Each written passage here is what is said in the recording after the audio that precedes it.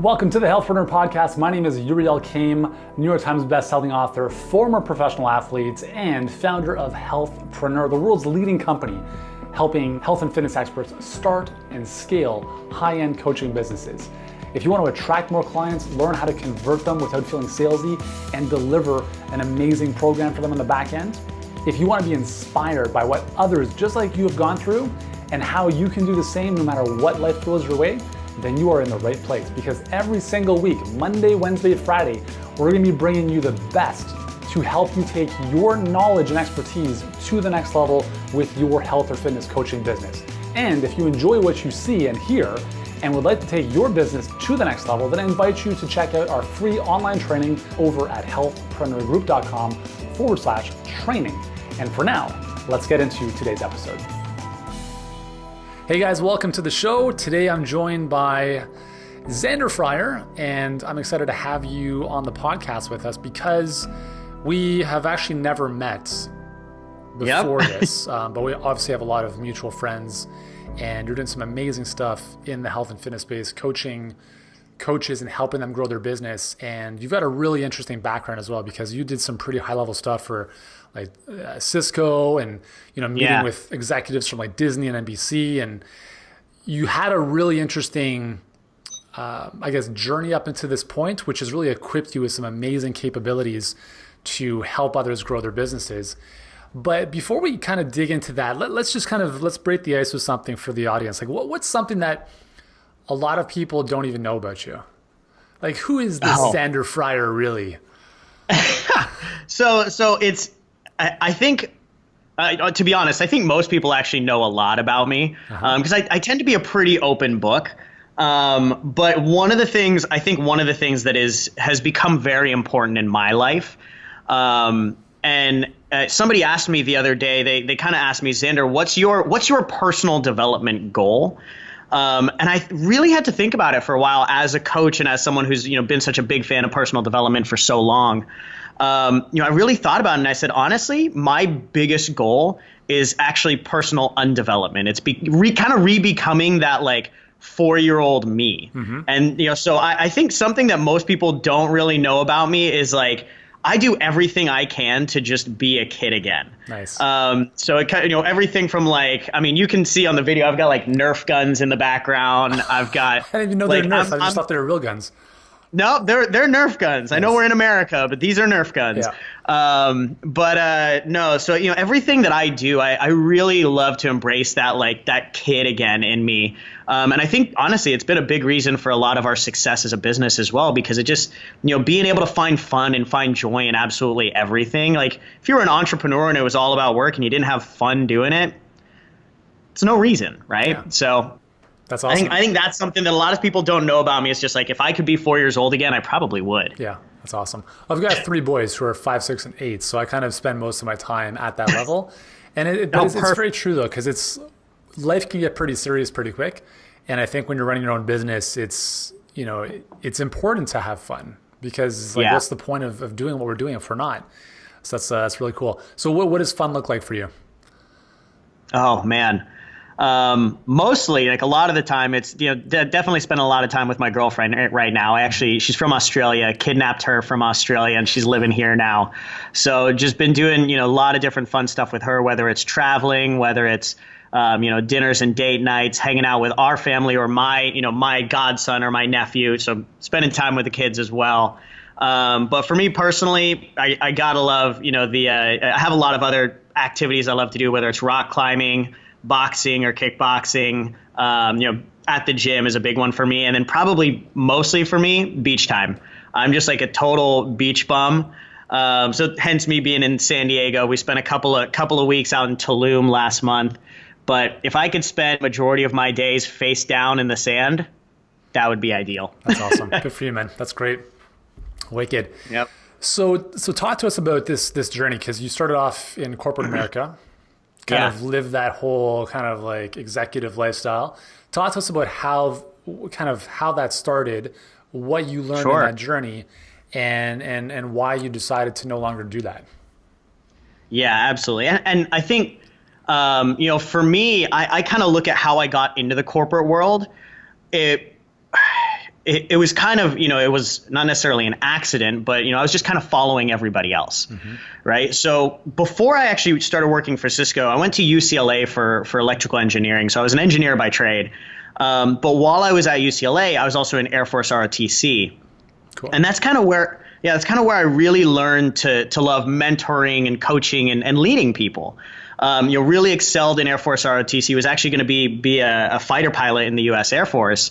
And then my senior year, I actually made a really dumb decision of, driving home after a couple of drinks out with friends, and I got a DUI. So my senior year of college, got kicked out of the Air Force. I had my next 20 years of my life planned, and got kicked out of the Air Force, and, everything changed at that point. So I lost a lot of, I think I lost a lot of confidence in myself to really pursue what I knew was right for me. So I did what any 22-year-old lost kid does, right? You take your great degree and you take all these skills that you learn and you take them into the corporate world, right? So basically, went and joined the corporate world, went and joined Cisco, which was a phenomenal job, great place to work, phenomenal job, made a lot of good friends there. And over about 6 years while I was working there, made great money and, kept rising through the ranks, getting promotions, getting raises. And it wasn't like it was a dead end job, kind of like you mentioned. By the time I left, I was covering companies like NBC, Disney, Facebook, DirecTV, Sony. I had a standing meeting with the Disney CIO as a kid in his mid-20s, right? It's like, that's just weird. But I had basically what everybody was telling me was success, right? Everybody, you had the title, you had the luxuries, you had the income. I was driving around in a BMW. I had all that stuff, but I never felt successful. I never felt fulfilled or happy in what I was doing. I'd get a raise and I'd get this sharp peak of joy, and then it would just dull out and I'd just be hungry for more. And I was just kind of what is going on here? There's got to be something more. And I think a lot of this world feels that, right? I think a lot of this world has, chased after what society and culture has told them what success is, right? And they chase after it and they achieve it, and they notice that it's not what it's supposed to be, but not a lot of them are willing to admit that it's just it's something's wrong and they need to go another direction. Yeah. And I look back at my life, and I was probably I was not far away from being a lifer in the corporate world, and it was actually a conversation with a mentor of mine that really shifted things for me. He basically asked me one day, and he was an entrepreneur, traveled the world speaking, and he asked me one day, what would you, Xander, you could do a lot of things, what would you do if you couldn't fail? And my answer to that was well, ever since, I got kicked out of the Air Force, I really miss mentorship. I really miss coaching people, leading others, having that impact, right? And I think that's one of the big words that's always resonated with me is impact. And he asked me, he's just because you're on this path, does that mean you should go down it? Right? It wasn't like I was in a dead end job. I was going to be one of the youngest directors in Cisco's recent history. And he's just because you're on this path, does that mean you should go down it? Just because you're good at something, does that mean you should do it? And I was well, I get what you're saying, but I have so much momentum. I make such good money here. I don't want to pass that up, right? And he said something to me that kind of really shifted the way that I think, and shifted it forever, essentially, and kind of how I live my life now. But he basically said, Xander, one thing that you learn when you get older is the one resource you can never get back is your time. And he's you're either living every moment, you're either living on purpose or off purpose. And every moment off purpose is a moment wasted. And he said, the difference between you and me is I'm actually living my dream. And ever since you got kicked out of the Air Force, you're just dreaming one. And that conversation just rocked my world. Because it was, I was such a confident kid. And he basically just looked me square in the eyes and was just you're just a scared 4-year-old, basically. Yeah, that's amazing. That's great advice. I mean, that's I don't think too many people have the type of mentorship. I mean, it'd be great to have that kind of wisdom from a parent, but I don't even think most parents have that type of wisdom to impart on their kids. So that's absolutely. That's awesome. Right? So I'm a big believer in like success leaving clues.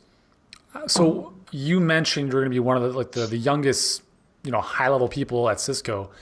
What is it about you or what you did to help you achieve that level of success? Yeah. That is a great question. And I think to me, this always kind of comes back to one instance in my life when I was 7 years old. So we're gonna have to go back a bit for that one. Sure. But have you ever read the book Mindset by Carol Dweck? No, I haven't. But Okay. I know the premise of it. Yeah.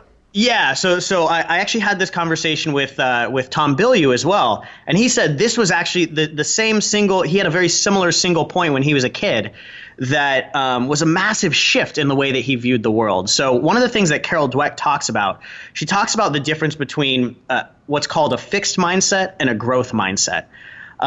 So for anybody who hasn't heard of this, like, check it out. If you really start to just live this idea, if somebody were to ask me, like, what's the number one reason you've been able to do what you do? It's actually just that. Mm-hmm. And so the way that I look at it, you have either a fixed mindset or a growth mindset. The fixed mindset is this belief that you are, like, with what you're given in any area of your life on a scale of 1 to 10, you're given that. It's set in stone. It's concrete, right? So if you're a certain level on a smartness scale, if you're a level 7 out of 10, you're forever a level 7, right? If you're a level 10 out of 10, you're forever level 10, and maybe in communication or relationship building, or like you and I were kind of talking about sales or something like that, right?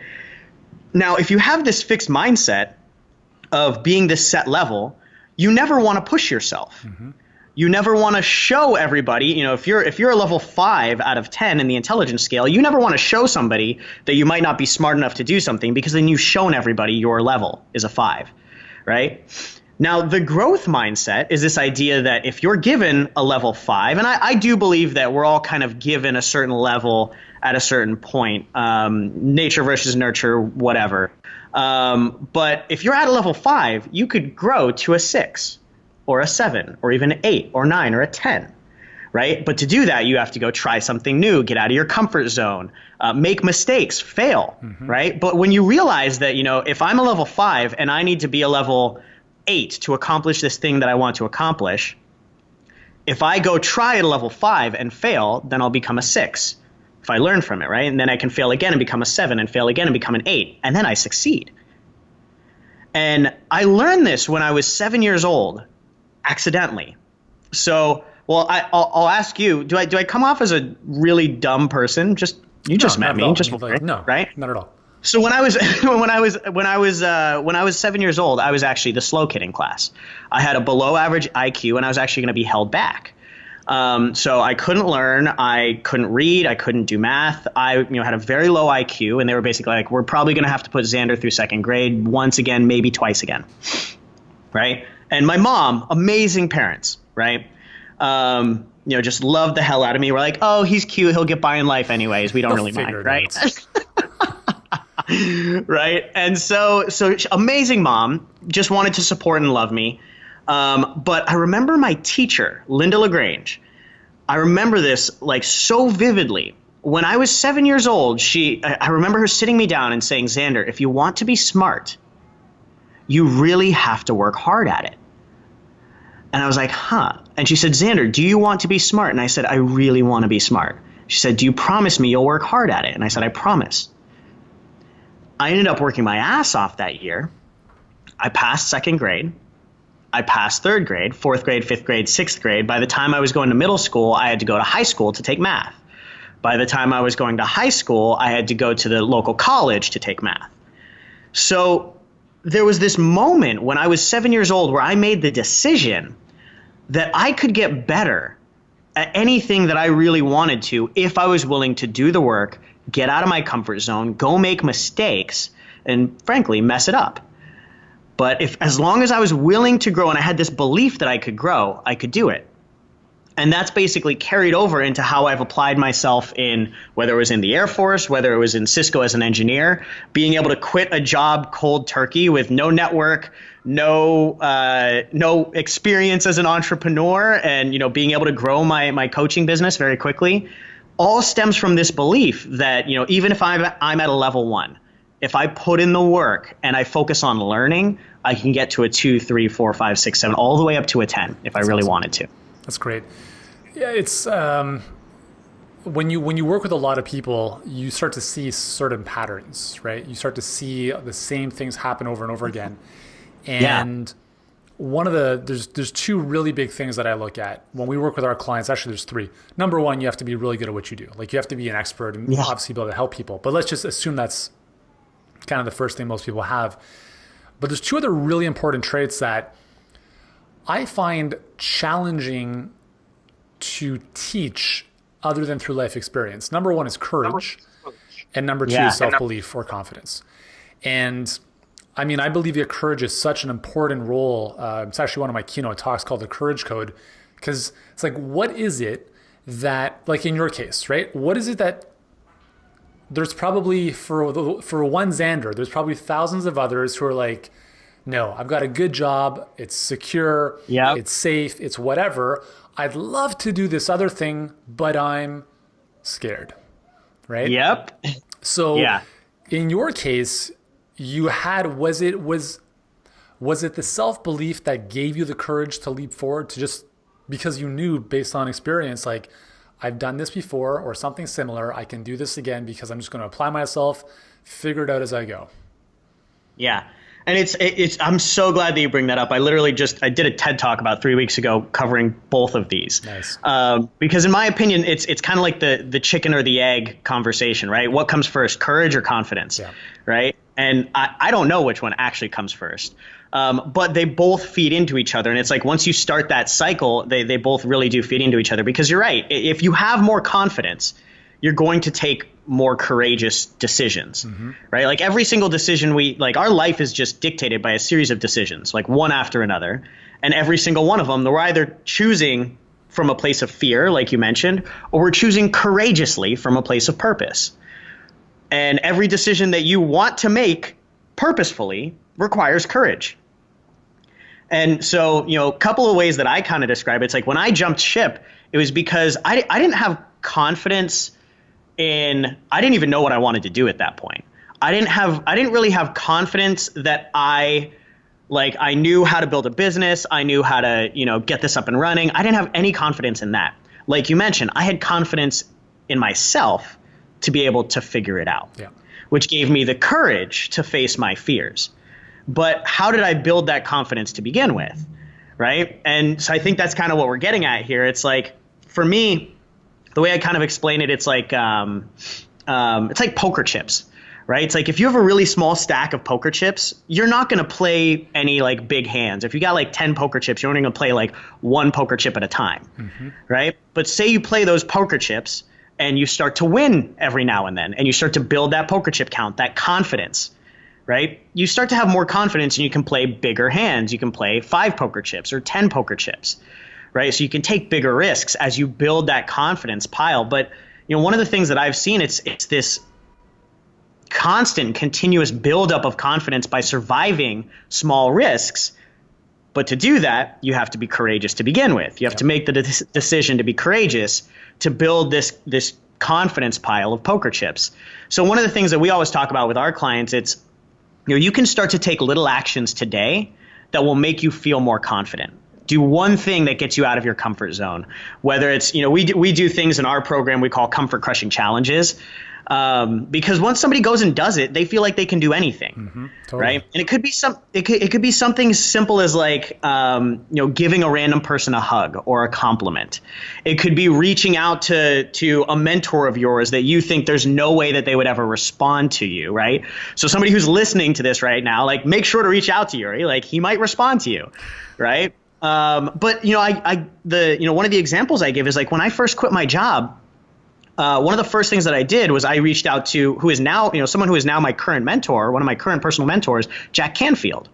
Right. And who on earth would think that like a random kid in a corporate job could reach out to, the Chicken Soup for the Soul guy and have a conversation with him and end up, the next day flying out to Arizona to spend the next couple of weeks with him. Right. It's not a normal thing. But just because I had the courage to reach out right? I survived it. And then afterwards, I felt like I could do anything. Yeah. But it's taking these little risks to build that pile of confidence so that you can go take bigger risks. Because like you mentioned, for me, it was like I had to have courage to leave that corporate world. But to have that courage, I had to have confidence. So over, many years of making a lot of mistakes and surviving them all, whether it's, the DUI or, all the little things along the way, being like, well, I'm not going to die if I do this, right? Yep. Eventually you're just like, okay, I can just do this and we'll figure it out. Completely. It's really, it's really, really good insights there. And I think a lot of times, I see this a lot in entrepreneurship because that's pretty much where we deal mostly. But I think in life, people are so afraid in general that they're looking for what everyone else is doing. They're looking for the social proof. They're looking for, show me that this works for other people, whatever that thing is, before I step out. And it's like, hold on, it's actually the opposite way around. Entrepreneurs create nothing, or they create amazing things, tangible things out of nothing. Out of nothing. You have to be a leader. You have to be willing to go first. Yeah, and you have to believe it before you see it. Yeah. But I think a lot of people are looking for the seeing before they believe. And how do you train that? How do you get someone, other than, is it really just a matter of accumulation of courageous moments over time? Or is there a way to get people, even if they're later on in life, to the point where, hey, listen, if you spend $10 a day on Facebook ads and they don't work out, are you gonna be okay with that? Or whatever the situation might be. How do you get someone, in your experience, to the point where they can have more courage to do the things that they might be afraid of, but they know they need to do them? Yeah, and to me, it all comes back to, it all comes back to me to understanding the mind and how the mind actually works, right? Because most people don't know this, but like your subconscious is 95 to 98% of your brain, right? And that 95, like most people, when they hear that, they're like, what? But it's like, it's true, right? Like 2 to 5% of like you is the conscious thinking you, right? So you're only like 2 to 5% of a person. That's mind blowing for a lot of people, right? The rest of you is run by this subconscious autonomous process, which is exactly like a computer that can be programmed, right? And it's constantly being programmed by other people around you, by things around you, by your environments, right? And what most people don't realize is your brain is 5 times more likely to be programmed by negative experiences than it is by positive ones, because it's our survival instinct. Like as ancient man, the amygdala, that part of your brain, kept you alive. It kept you from being eaten by a saber-toothed tiger, right? But we don't really have to worry about that anymore because there's no saber-toothed tigers around, right? But that part of our brain still runs our life, because we think, for example, like going up on stage or public speaking, right? We know we're not going to die if we go up on stage and speak publicly, right? But our body reacts as if we're about to be eaten by a tiger. Like, blood rushes to your extremities so that you can run really fast. Your heart starts pounding so that like, your adrenaline beats really quickly in case you need to fight the tiger. You start to sweat so that you taste bad in case you get bitten, right? Like all of that is like your fight or flight response to prevent you from dying. And so the way that I explain this to people, it doesn't matter how young you are or how old you are. As soon as you make the conscious decision to understand that your life is run by subconscious processes, that's it, right? Like it doesn't matter who you are. I don't care how strong that 5% of your brain is. It will never overpower the 95%. Yeah, for sure. Right? If you have 5 horses running towards your goals and they're tied to 95 horses running the opposite direction, who's going to win? Oh, it's like putting a married man in a brothel and having him spend all his days there. I mean, like, eventually, it's a bad example, but you're not really setting yourself up to win. I think it's a perfect example, man. But yeah, so it's a losing battle. And so I think the first step that I tell everybody, it doesn't matter how young you are, how old you are. The first step is make the conscious decision to accept that the 5% you will never win unless you get the 95% you on board. Yeah. Right. And so really, it's all about conditioning new habits, new ways of thinking, new habitual thought processes that start to serve you.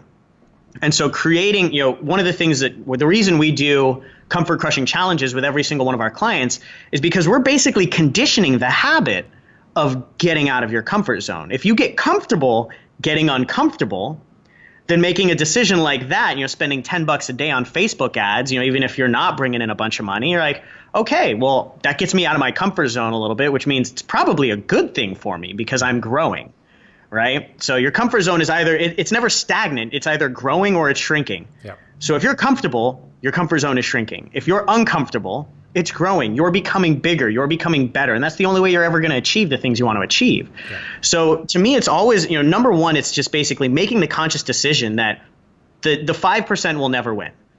And then starting to ingrain those good habits that'll get you to that next step, whether it's constantly getting out of your comfort zone. Every time, like we're talking about, every time you face a fear and make a decision courageously, you're building that confidence. You're building that conditioned habit to face your fears rather than allow those fears to destroy you. Yeah, it's so good. It's all about those habits, in my opinion. Yeah.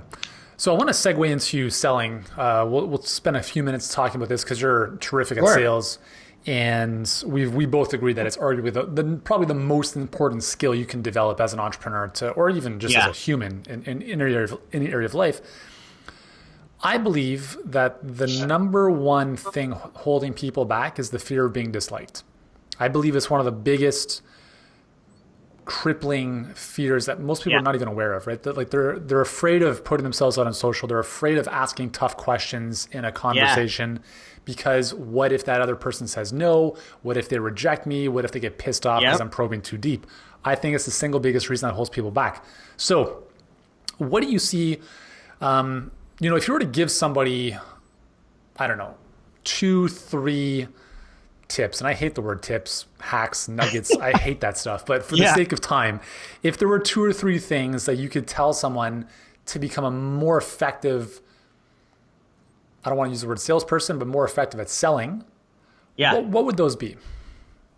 That is a great question. So I think for me, the first part, most importantly, it basically comes down, and the reason why you said I don't want to say a salesperson, because sales has, like you mentioned, a very negative connotation, right? From years of frankly shitty people using it the wrong way, right? And so sales has a very negative connotation, which is why people think if they come off salesy, they will lose, like people liking, no liking, and trusting them, right?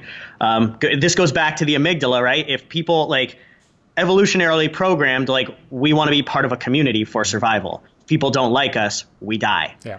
Right. So that goes right back to that. But the way that I explain it is the first tip that I would give everybody is understand what sales actually is. Sales is not a good or a bad thing.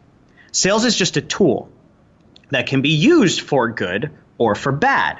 Now, if you're a good person, and we talk about in the coaching space or in the health and wellness space, and your job is to bring good and value to people, you actually have a moral responsibility to sell more, right? And the way I explain it, it's like most people don't get this, but one of my favorite salespeople in the entire world, Martin Luther King. Mm-hmm. Most people don't think about this, but Martin Luther King was one of the best salesmen of an entire generation. He sold an entire country and frankly the world on an idea. Yep. If you go through his I have a dream speech, it's all marketing copy, influence, sales strategies. He uses urgency to really get people to move forward, right? It's a beautifully written sales page. It's phenomenal. Now, would you say Martin Luther King was a good person? I think so. Yeah. I would, right? Yeah. But if he was afraid of people not liking him for a message he was putting out there, where would we be now? Mm-hmm. And I think that's something that first and foremost, I want everybody to understand is if you're doing something good, you have a moral responsibility to sell your idea, to sell your services, to sell your products, because sales is just a tool. So you need to get over the relationship that you have with sales because it's not good or bad. It's just a tool. And I believe everybody listening to this is probably a good person, and they probably have something amazing that they need to get to the world. So the first thing that I want them to ask themselves is, what am I holding myself back for when truthfully, if Martin Luther King was worried about people liking him, we would not be where we are today. Yeah, totally. Right. So I think that's number one. Number two, I think would be, and this kind of goes back to what you were just talking about. People are afraid of rejection. People are afraid of hearing the word no. One of my favorite books in the entire world is the book Go for No. I don't know if you've read that one. Go for No? But Go for No. Okay, I haven't. No, it sounds good. It sounds good though. Phenomenal. It's like an 88 page book. You can read it on a lunch break. Nice. But the whole premise of it is there's certain levels of successful people in the world. And the most successful of them are the ones that are willing to hear no. That same mentor I just mentioned that kind of got me to quit my job. One of the other things that he said to me, he's like, he was making 7 figures at the time. I was making nothing. And he said, do you know the difference between, where you're at first starting off and having a 7-figure business? And I said, I don't know. And he said, 1 million no's. I was like, that just shifted my idea of like what it took to be successful. Yeah, I just had to go hear more no's. And so, in the book Go for No, it talks about like the 5 levels of no. There's, basically like the ability, it starts off with the ability to fail or the ability to hear no or rejection, right? Everybody in the world can fail, right? Everybody can fail. Now, the next level is actually a willingness to fail, a toleration of failure, because that, you're going to need to fail a little bit to like move forward and grow, right? So you can tolerate failure. About 20% of the world is willing to tolerate failure. That's not enough. You need to actually want failure. There's about, you go into that like 5% of really successful people, whether it's business owners, entrepreneurs, salespeople, right? You actually want to hear no. Because that if you're hearing no, that means you're going far enough and you're pushing yourself and you're growing, you're getting out of your comfort zone. So then there's the people that want to hear no. That's the 5% that will be truly successful. Then there's the people that not only want to hear no, they want to hear no faster, hear it more, and hear it bigger. Mm-hmm. They want to fail big. They want to fail fast. They want to fail strong and hard because they know that if they're going to fail, they might as well do it going after big, crazy goals. Yeah. Right. And so, that's I think probably the next thing that I would give for everybody is just like start to shift your belief around rejection, because most people think rejection is on the opposite side of success. We want to stay away from rejection and failure and just go for success. It's like, no, rejection and failure is on the way to success. Totally. So that's probably the second thing that I would give people. I think just even there, guys, I mean, just those 2 mindset shifts.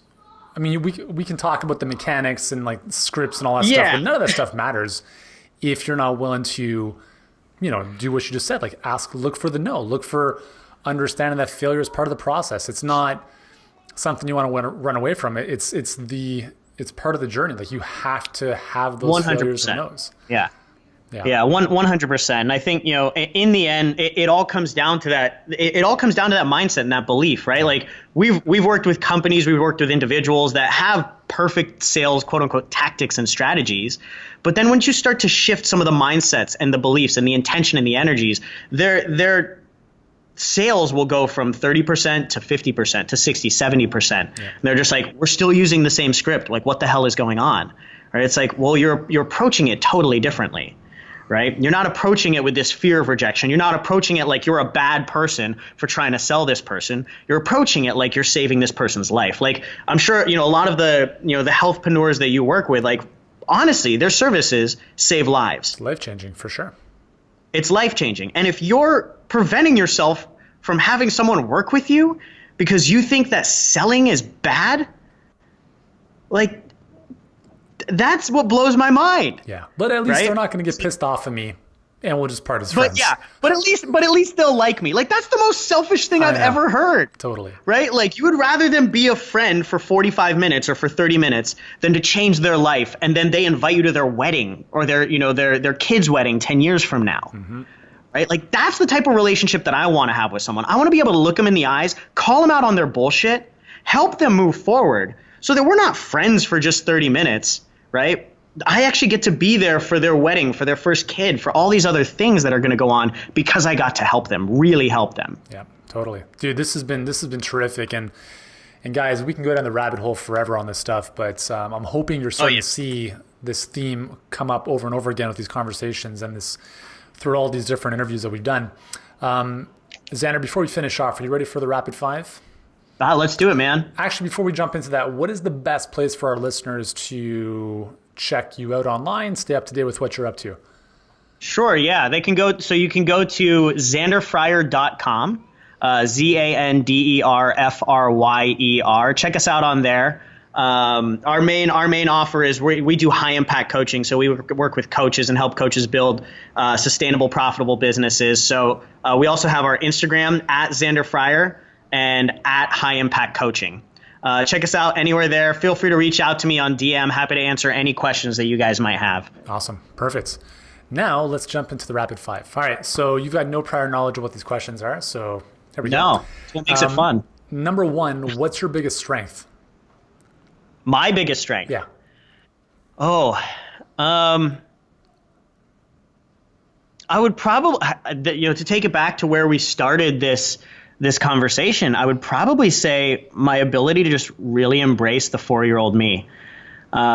Be creative, be silly and joyful and playful when I need to, but also, be able to just let it, kind of like we're talking, you can tell I'm pretty passionate about this stuff, but just letting myself really feel it. I think my biggest strength is honestly just being able to be a 4-year-old kid when I want to. Cool. Love it. Number two, what's your biggest weakness? Biggest weakness. I feel like this is, something that I've really been working on, but for me, it's always been, it's kind of counterintuitive, but it's always been a really deep fire, a really deep drive to achieve that, that highest vision, highest purpose of me, to the point where sometimes it has caused me in the past to push towards burnout, pushing, and we hear this with entrepreneurs a lot of times, no, I don't push think towards anyone can burnout, relate to that. push towards burnout, push yourself harder than, you could see imaginable. I have to be super grateful for my girlfriend, Maddie, and everything she's brought into my life to really kind of bring me back down to reality. But I think that's probably been one of my biggest weaknesses is just the, getting the blinders on and just going full board ahead without any recognition of anything else going on in my life. Yeah, nice. No, you're a true driver, right? For sure. Yeah. Cool. Number three, what's one skill you've become dangerously good at in order to grow your business? It's got to be sales. Yeah. I would say somebody asked me the other day what the most important money-making skill was, and I would say I would actually sum it up into persuasive communication or influential communication. For sure. Because like I mentioned, you can be selling on a consultation or a call. You could be a good copywriter where basically you're influencing via your writing. A great speaker is influential in their speaking skills. Most of the time it's sales copy. Mm-hmm. So I would say that influential, that persuasive communication for sure. That's great. Number four, what do you do first thing in the morning? I go to the bathroom. First thing in the morning, first thing that I do is I have a quick little meditation breath work routine to warm up the body. And then I get right into my meditations, visualizations, affirmations. Awesome. Very cool. And finally, complete this sentence. I know I'm being successful when. I know I'm being successful when I am coming from a place of love, growth, and purposeful action all the time. Awesome. Love it. Dude, Zander, thank you so much for taking the time for joining us, for sharing your wisdom and your perspective. This has been great to connect finally. And I'm sure our audience and listeners and viewers are probably loving this interview. So guys, check them out, zanderfryer.com, follow him on Instagram. And Zander, once again, thanks so much, buddy. Absolutely. Thanks for having me, man. For sure. Hey, thanks so much for joining us on this episode of the Healthpreneur podcast. If you've enjoyed this episode, here's what I'd like you to do right now. If you haven't done so already, please subscribe to the Healthpreneur podcast on iTunes. And while you're there, leave us a rating or review. It helps us get in front of more people and change more lives. And if you're ready to start or scale your health or fitness coaching business and want to start getting in front of more people, working with them at a higher level without trading time for money, then I invite you to check out our free 7-figure health business blueprint training, totally free right now. And you can do so at healthpreneurgroup.com/training. For now, thank you so much for joining us. Continue to be great, do great, and I look forward to seeing you in the next episode.